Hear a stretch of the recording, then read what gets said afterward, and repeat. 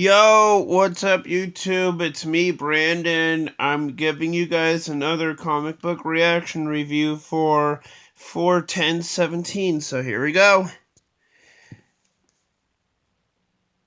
Bombshells, number 25. Oh, yeah. I love this entire issue because not only do we see Ravager, Enchantress, Bloody Batgirl, and Killer Croc, and the new 52 version of Amanda Waller that they decided to put in there. But I really like this entire issue because it goes back to trying to think.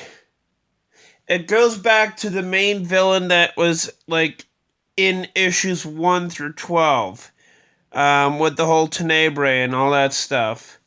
I really liked it because it continues with that, and it also continues off where we left off with these guys in the Bombshells annual number 1, which happened like a year or so ago. And I liked it because I like seeing Ravager as Deathstroke, but really, I think she looks awesome as a female pirate, if you ask me. I mean, I like the whole pirate getup. It just looks pretty nice on her. It really does. I liked it. I like her costume. It just, you know, it kind of looks like a female pirate costume. But yeah, other than that, I really like this entire issue. Because the Suicide Squad in this book, trying not to forget, they rescue Batgirl's lover, Lucius Fox, who in the main DC universe is like the tech guy for Batman. You know, he's like he just does all the tech gadgets and all that stuff. But yeah, I love this entire issue because not only that, but we get to see what's happening in the future for DC Comics Bombshells. And let me tell you, Faora is coming to town. And if you don't know who Faora is, she is an assistant of General Zod. And I cannot wait to see what happens in the next oncoming issues. So, 10 out of 10 for this book. I love that entire issue. And by the way, I love comic books that have female leads. I don't know why, I just do. I think that people should get comic books from Marvel or DC or anything else that have female leads because they're not really that popular right now. Because most of the comic books that you would get are, like, filled up with, like, I don't know, with male leads, like Batman and Superman and Green Arrow and Aquaman. You know, these guys right here, these guys are, like, all male lead superheroes. So, it's pretty awesome that we get to see female lead superheroes having their own comic books, and Bombshells is one of them, and I'm very happy about that. So 10 out of 10 for that one. Next up, we have Green Lanterns issue 20. I really like this entire comic book because not only do the Green Lanterns have to face a foe that I'm trying to remember. Not only do they have to face a foe that is so familiar to all DC fans, but the reason behind this entire fight is that someone in Dr. Polaris' family dies. Someone that Dr. Polaris is related to dies. And that is why I love this entire issue, because that is the entire reason that these two Green Lanterns fight against him. Normally, villains that, have relatives, they don't fight other heroes because relatives are passing away. They fight heroes because they want to conquer the world or conquer the island or conquer humanity.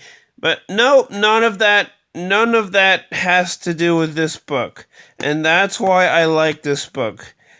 Dr. Polaris fights these two Green Lanterns because Dr. Polaris' brother, not going to say his name, passes away. And I liked the issue. It was just so good. It added a lot of humanity into it, and it was just relatable. I mean, if someone passes away, you're probably going to be feeling a lot of guilt and just, sadness and just anger and all the negative emotions. And that's why I like this entire issue. It was because Dr. Polaris is feeling a lot of negative emotions to his brother because his brother is passing away. So I like that entire reason for these two guys over here fighting against him, which I liked it. 10 out of 10 for me on that one. Alright, next issue would be the Justice League, number 10, or not number 10, number 18, sorry about that. It continues off where we left off on issue 17, but,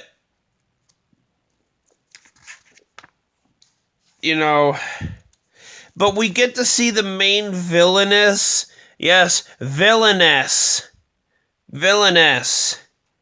popping up. We get to see the main villainess popping up in this issue. And it happens towards the end of the story. Like, in the end of the story of this issue. I love this entire comic book as well. DC has done very well in terms of their superheroes, in terms of their emotions, in terms of their family members dying or being rewritten. I just love it. It's really good. I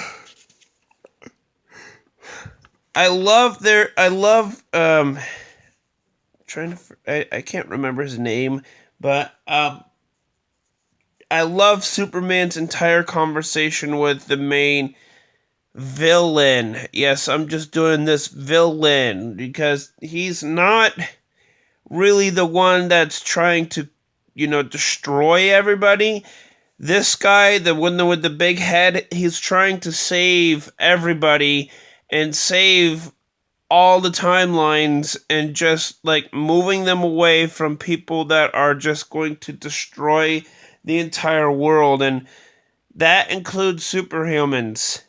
And I like this entire issue because it makes him, this guy with the big head, it makes him turn out to be the hero, but we don't know what the exact part of his part in this story is going to be, because he's just, he's kind of like Brainiac, except he's like taking timelines instead of taking cities and like moving them away. Like Brainiac, he takes cities from planets and moves them away. He's this guy over here, he's taking Earth and all of its timelines and moving it away. Moving it to a safer, better spot in the galaxy. So that, when the time comes, people can just die in, like, peace instead of, like, dying in conflict with superheroes. And that's why I love what his main goal is for this story arc. I love it. I love the fact that he's moving the Earth away to a safer place so that people can die in peace rather than conflict and war with superhumans. That's why I like him. And not only that, but we get to see Batman with his, with his Bat-Lex armor. I'm just gonna call it Bat-Lex armor, but it's Lex Luthor's armor, but in the future, and Batman gets to try it on.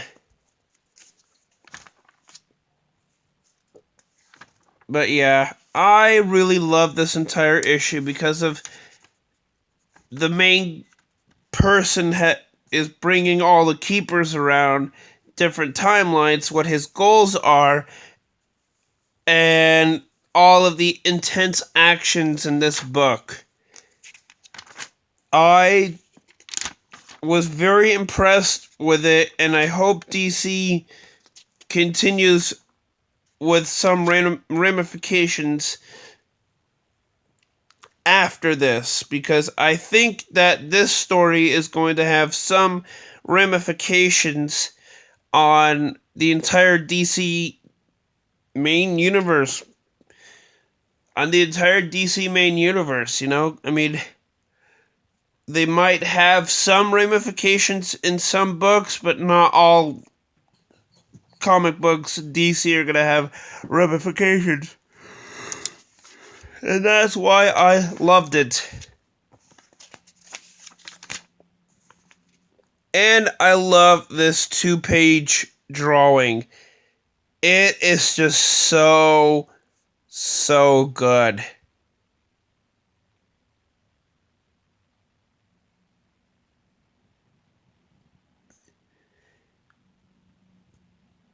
It's just so well written.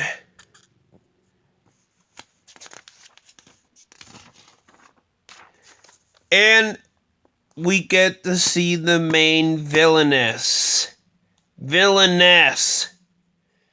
That's what female villains are. They're villainesses. We get to see the main villainess in this comic book, and I cannot wait until she pops up next issue. I can't wait to see what they're going to do with her. I'm pretty excited for that, so I'm going to give this comic book a 10 out of 10. Because I love this entire comic book. I was just so happy with everything. Next up, we have Batman issue number 20 for the conclusion of I Am Bane. Now, if you are like me, I am a huge Batman fan. I've never gotten the comic books of the pre-New 52 / New 52, but I've always gotten the Justice League comic books. And most of the times, Batman was in there. And that's why I was a huge fan of Batman, was because of the Justice League. Pre-New 52, New 52 wise. And after the conclusion of the Justice League in the New 52, I started reading the Justice League and the Rebirth storyline. So after I thought, this was good, I might as well get Batman and most of the other Justice League members in their own comic books. I thought that I did a very good job of deciding that. So what this story is Bane is trying to break Batman, not physically, but mentally. Well, okay, and physically. And this entire storyline is Batman trying to go up against Bane, and Batman trying to get some allies to go ahead and go against Bane. And I love this entire storyline because this was the issue that said it all right here. And I love Tom King's Batman because it goes on from issues 1 to 20. And it's possibly setting up the next stage for Batman and possibly the entire DC universe. The DC comic universe. I'm just going to say DCCU comic book universe. I love this entire issue because I loved the intense fighting of Batman and Bane. And Bane is someone you do not want to fuck around with. Excuse my language. Push around with. Because he will beat you to a bloody pulp. And I love the fact that, Bane is no pushover. Bane is he's not a henchman. He's he's a smart I can't even think straight. Smart, intelligent villain, and I loved it. I loved how they brought back the old 52 Bane's costume and put it on the Bane from the new 52. Loved it. I love that entire issue. Just loved it. The intense fighting is just so intense. It kind of felt like I was in an action movie. Like I was watching an action movie because it was so intense. And I can't even think. And it continues on from. It continues on from what's been happening in the Batman comic books from issues 1 to right now. Issues 1 to 20. Along with the Batman fighting against Bane. And I loved it. I cried. On the inside, I cried. It was so good. I was just crying in joy because it was just so good. The intense fighting of Batman and Bane, and it's just... If you guys want to get this comic book, you guys gotta get it. I mean, oh my god, Bane is just so awesome. I mean, yes, he is violent, but, he's not like... he's not like one of those one-time villains. He's like one of those major villains that probably will have ramifications in the story regarding the character. And I loved it.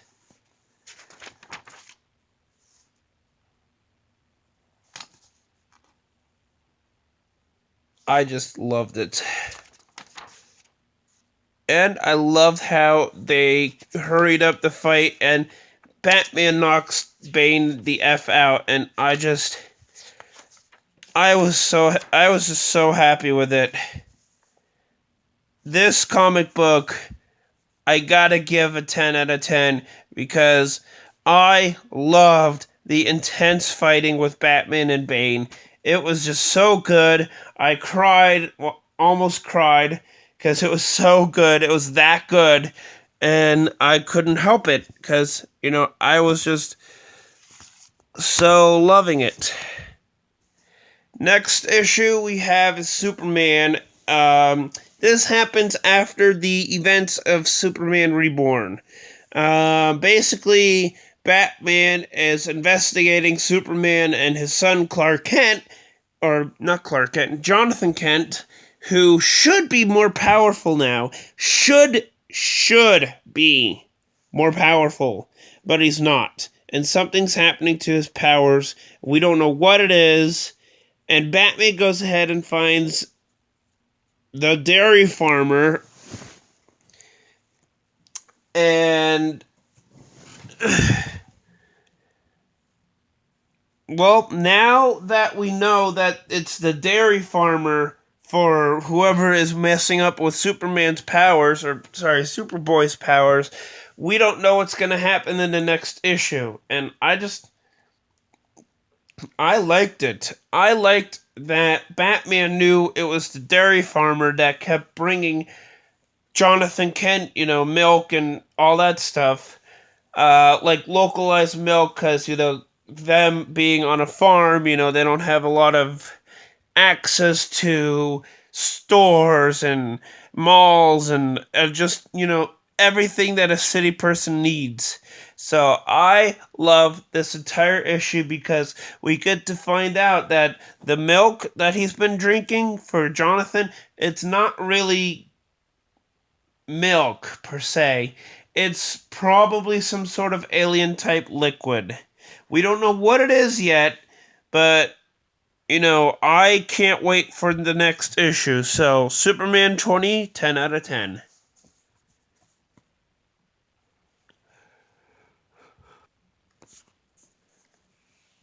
Next issue that we have is Green Arrow number 20. I gotta say, I love this entire comic book review for Green Arrow number 20 because not only that, but it reflects back on Roy Harper's past and it reflects on Green Arrow's past, and I love this entire comic book because not only does it explain, I'm just going to say this in short sentences, not only does it explain Roy and Green Arrow's history together, but it explains on what's going on right now with the comic book. Because right now in the comic book, we find out that Queen Industries is building a pipeline, and Green Arrow,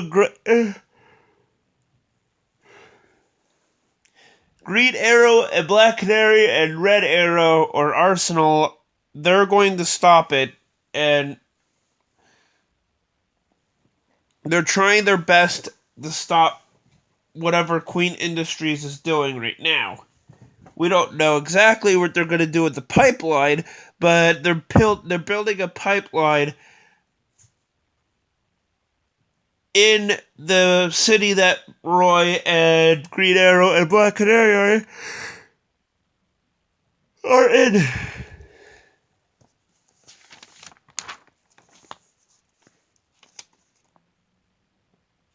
And I love the entire comic book because not only that, but, they have their history together, and it explains on what's happening right now and what's happening, what happened when Roy was being addicted to heroin, and what happens when Green Arrow finds out.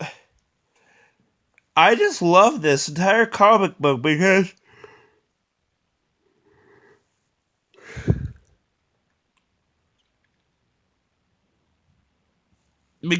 I loved it. I loved how they're explaining on what the origin story from Speedy and Green Arrow, what their origin stories were when they were together as Green Arrow and Speedy, or Arsenal or Red Arrow, whatever you want to call them. But I also liked how Red Arrow was hypnotized by Count Vertigo, and I liked how he was working for him when he was Speedy.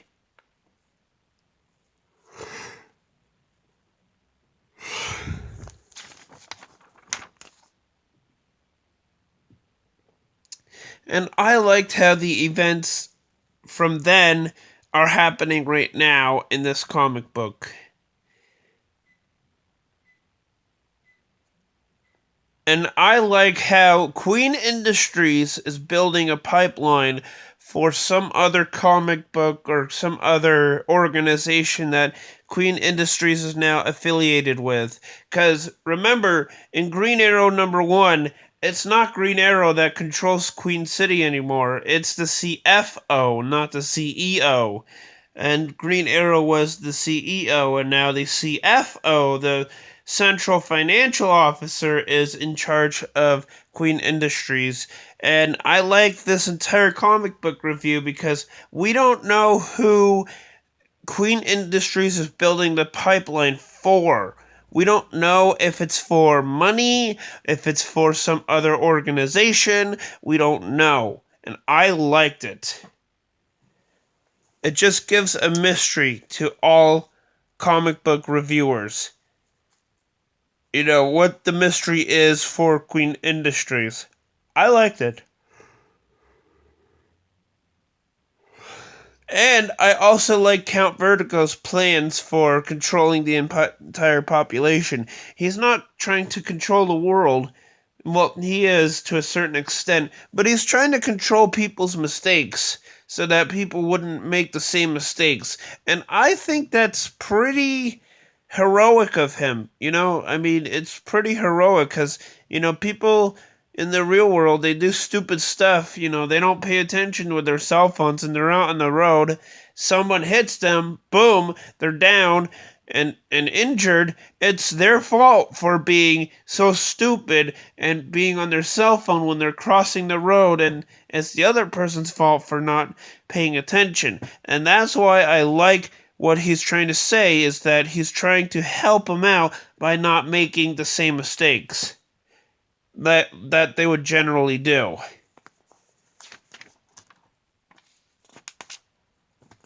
And I liked it.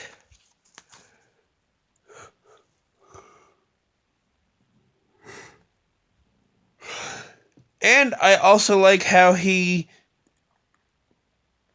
goes up against his brother's murderer, which is the police sheriff right here. I liked it. I like how they're trying to explain what's happening with Roy now and then. They're trying to go in deep with Roy's origins and how he became so dark of a hero. And I like how they're connecting with things that are happening now, which is pretty good.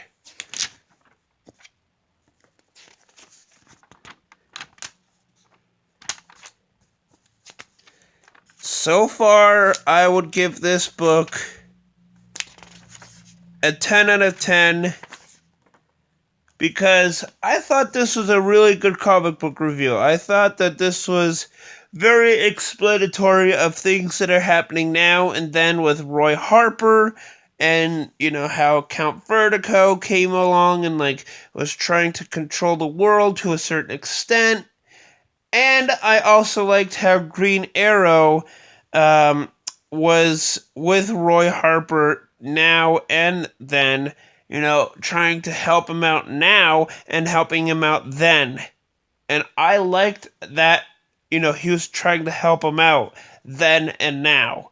So that is going to be a 10 out of 10 for this comic book. I know it was pretty confusing. It's pretty confusing for me. And I'm just glad. Where is it? I'm just glad it's a 3-part story. It's a 3-part page. It's a 3-part story arc, and I was very happy that this came out. It just ended a lot of confusion for me because, we were getting along to a good story with Green Arrow and Black Canary, and now Roy Harper's in the picture. And I'm just glad this whole confusing mess is over with. So, 10 out of 10 for that one for me. Last but not least is Aquaman issue 20. This is kind of like a mystery, sort of, because Aquaman... Well, now in this issue, Aquaman is fighting against Deadwater. And he remembers how last time when he fought against Deadwater, he could, phase in and out using liquids. And I am loving how they're talking with the Marines, or the Aquamarines, last seen in the Deluge. And I just love their entire conversation. I love the entire Aquamarine conversation with each other, and I like Aquaman's reaction and conversation with the Aquamarines. And I love how he's conversating with Mera, his wife. And I just liked how their conversation ends up with 4 page slots. and I liked it. It was pretty good. Oh, wait, no, sorry, that's not Aquaman. I liked how Mara's conversation lasts throughout the entire page with the Aquamarine Corps. There we go. And I loved how they had to cut to a chase because this guy in the Aquamarines is going up against Deadwater, and let's just say he, well, gets his butt kicked in a brutally fashioned way.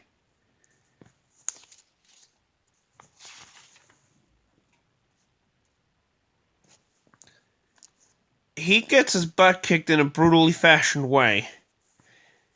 And I liked how they had to end the entire fight with Deadwater. And I don't really like how they had to kill him off.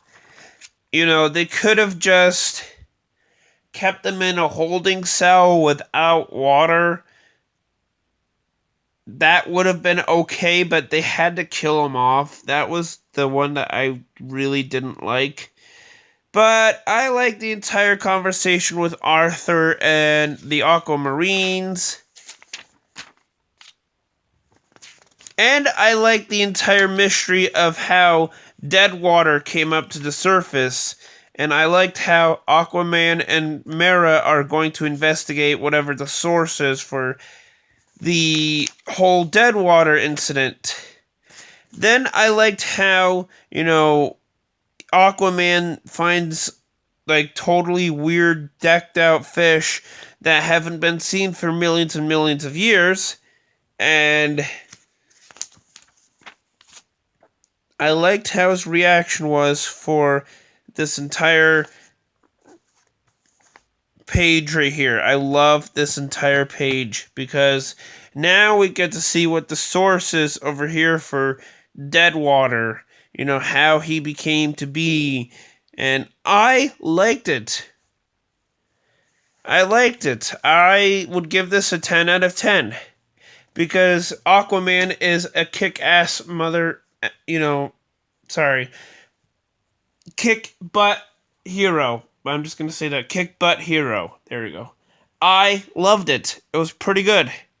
So, I'm going to give these 7 comic books a 10 out of 10 each. Basically, a 70 out of 70. Because they were really good. And I can't wait to see what DC has in store for this coming Wednesday. So, stay tuned, like, subscribe, comment on my YouTube channel, and I will see you next time. Peace, I'm out.